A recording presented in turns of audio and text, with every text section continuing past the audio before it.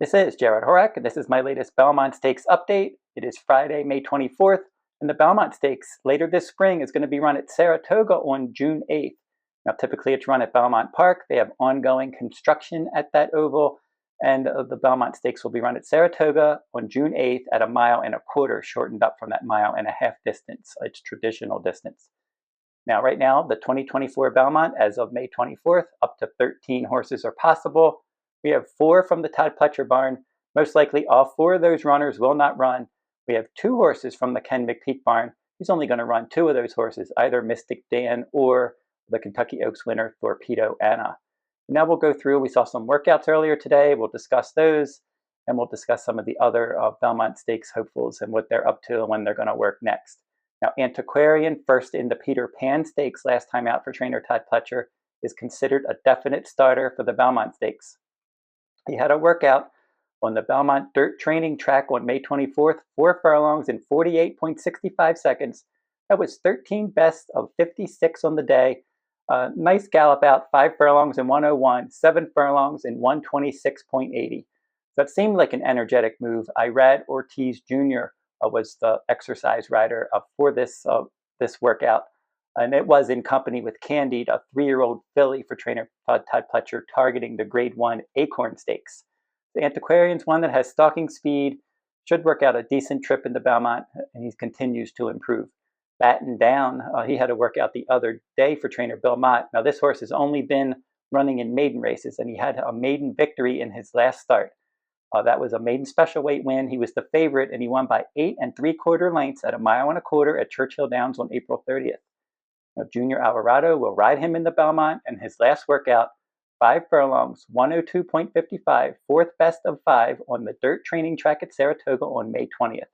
So he should work again, most likely within the next few days. Well, he seems to be improving. Obviously, he's going to get tested for class. He hasn't faced winners yet. Now, Dornoch, a troubled 10th in the Kentucky Derby, he had a workout on May 24th on the dirt training track at Saratoga. That was his first workout since the Kentucky Derby. 4 furlongs in 48.48, 5th best of 59 works on the day. And he did pull away from his workmate, Rambling Wreck, when they had the gallop out. Also, Dornoch's one that likes to be forwardly placed. He wasn't able to run his race in the Kentucky Derby. He was fairly consistent before that, and he's one that should be up on the pace in the Belmont Stakes. Now, Fierceness worked in company with his talented stablemate Mindframe. We don't know if Mindframe's going to go in the Belmont yet, but he is possible for the Belmont Stakes. Now, Fierceness, he was the beaten favorite in the Kentucky Derby. He finished 15th. He was cooked on the pace that day. He's not consistent. You never know what you're going to get from him. But when he can get out there and the pace is slow and he can get into a nice early pressing rhythm, he really likes to set the pace. If you let him get out there under controlled fractions, he can be dangerous. When that doesn't happen, he doesn't typically run his race. So he needed some time to recover from the Derby. He was off his feed for a few days. He's back on track now. And 2 Belmont Stakes works are planned, including the workout that he had in company with Mindframe on May 24th. And he is considered definite for the Belmont Stakes. And we'll talk about that workout when we talk about Mindframe now. We're going to talk about that one now. In Mindframe, he's a Maryland bred. Constitution is the sire. Walk of Stars the dam. Street Sense the dam sire. And they paid $600,000 for this one when he was a yearling. Ripoli Stable owns this one, just like Fierceness. Todd Pletcher, the trainer. Jarrod Ortiz Jr. was aboard for his last win. Now, he's won both of his starts by a combined 21 1/4 lengths. So he's been outstanding in 2 races. Just don't know where he fits from the stakes rank standpoint class-wise. We're going to find out, especially if he goes in the Belmont. But that company worked with Fierceness on May 24th, 4 furlongs and 50 flat, exactly what Pletcher usually does. He usually has those slow 4 furlong works with nice gallop outs. And they both had that timed 50 seconds flat for Fierceness and Mindframe, 30th best of 59 on the dirt training track at Saratoga. They went out 5 furlongs in 102.32, 6 furlongs in 114.50, and Mindframe did gallop out in front, but it should be noted that Pletcher wanted Mindframe to do more here. He only has those 2 starts. Fierceness is pretty fit after running 1.25 miles in the Kentucky Derby, and before that he won the Florida Derby at 1 1/8 miles. So Fierceness has that stakes experience, obviously, and he didn't need to do as much in this workout, but Mindframe needed to do a bit more, and he did. The Belmont Stakes is possible, but for this one, all options are on the table. They could run him, they could skip the Belmont, run him in the Pegasus Stakes at Monmouth as a prep race for the Haskell, and then go in the Haskell as well. So there's options. They're not quite sure what they're going to do with him yet, and we're going to find out in the coming days if Mindframe is going to run in the Belmont Stakes or are they going to go in a different direction. Now, Honor Marie, troubled 7th in the Kentucky Derby. He had a workout on May 18th, so he's going to have another workout again in the coming days. And that last work was 4 furlongs and 49.20, 28th best of 57 at Churchill Downs on May 18th. That was his first work since the Kentucky Derby, and as I said, he's going to work again this weekend, and he'll probably have another work prior to the Belmont Stakes. Mystik Dan, he has arrived at Saratoga. He got there on May 20th. He galloped at Saratoga on May 24th, and they're not sure if they're going to run him in the Belmont yet. He looked good in his gallop earlier today. But again, Kenny McPeek's taking his time, making sure he came out of the Preakness Stakes in good order. They weren't sure if they were going to go in the Preakness until they saw that he was galloping well after that race. And they're doing the same thing here, taking their time before they make their final decision on if he goes in the Belmont Stakes. Now, Protective is a maiden for trainer Todd Pletcher. He's listed as possible for the Belmont. He was 3rd in the Wood Memorial and 3rd in the Peter Pan Stakes. And in his last workout, 4 furlongs and 48.68, 11th best of 42 on the dirt training track at Belmont on May 22nd. So this one, we don't know what he's going to do. He could go back into a maiden race and get some confidence and then go back into the stakes ranks. They could look for an easier stakes spot, or they could just throw him into the Belmont Stakes. We'll have to see what they do. Now, Seize the Gray, your Preakness winner. He did ship back to Churchill Downs on May 20th, and he's been confirmed as a Belmont Stakes starter for trainer D. Wayne Lucas. Seize the Gray is going to run in the Belmont, and he should be a pace factor if he runs the kind of race that he did in the Preakness Stakes. Now, Sierra Leone missed the Kentucky Derby by a nose, and his latest workout, I mentioned it in my last video, 4 furlongs and 48.20, 3rd best of 31 on the dirt training track at Saratoga on May 18th.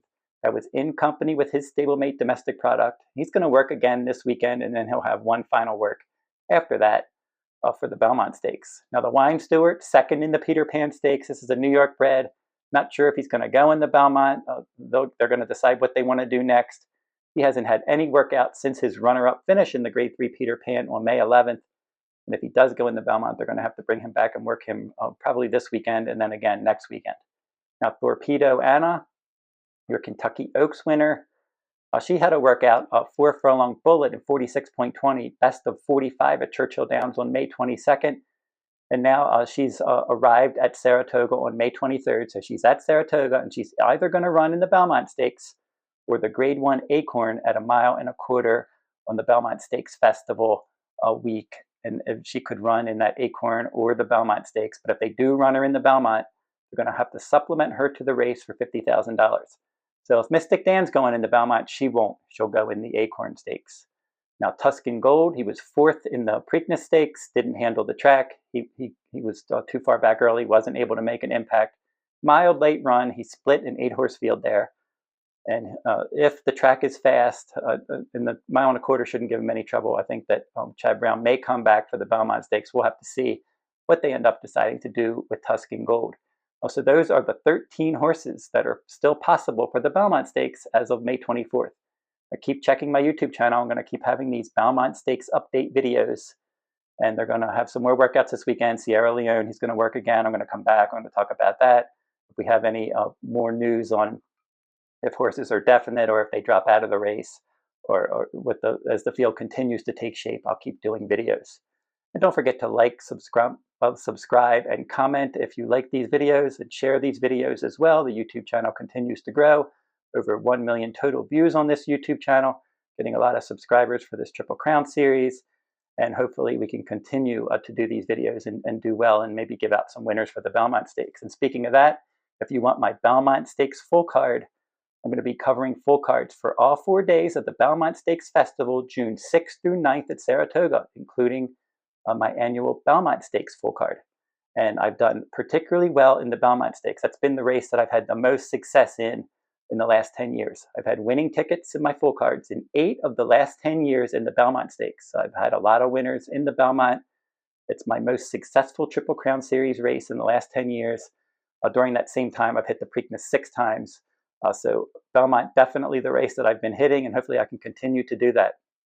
And if you want $3 off my Belmont Stakes full card, in the description in this video, I'll have a promo code that you can use at therunawayrhorse.com on my sales page to get $3 off that Belmont card.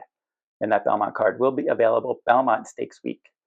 And then if you need past performances for Belmont Stakes week at Saratoga, you can get past performances at todaysracingdigest.com, Belmont Stakes week.